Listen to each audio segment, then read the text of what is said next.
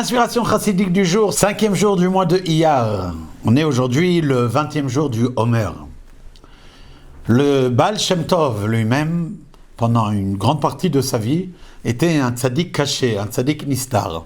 C'est qu'à l'âge de 36 ans qu'il a reçu la consigne du ciel qu'il était venu temps de se révéler. Pendant la période où il était un tzaddik caché, il était en contact avec d'autres tzaddikim nistarim, avec d'autres tzaddikim cachés. Parmi eux, il y avait Ravi Mordechai HaTzadik. Maintenant, il faut comprendre quelque chose. Lorsqu'on parle de tzaddikim cachés, certes, ça peut également vouloir dire une personne que personne remarque, que personne fait attention à eux. Ils paraissent le kidam le plus insignifiant, si on peut s'exprimer ainsi.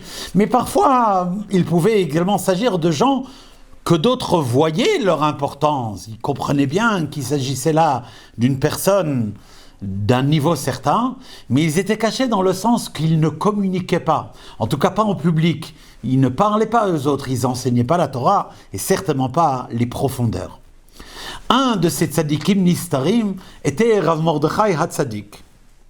Rav Mordechai HaTzadik était connu comme une personne très mystérieuse, reconnu pour sa grandeur, mais d'une manière générale, il ne partageait pas ses enseignements, sauf à d'autres personnes qui étaient d'un niveau qui le méritait.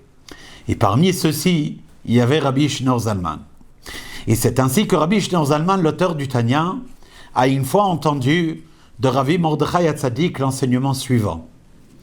Rav Mordechai HaTzadik lui a dit « J'ai entendu de mon maître le Baal Shem Tov qu'une neshama, une âme juive peut descendre sur terre, y vivre pendant 70, 80 ans, en ayant pour comme seul objectif d'un jour faire une vraie faveur à un autre juif, matériellement ou encore plus important, spirituellement.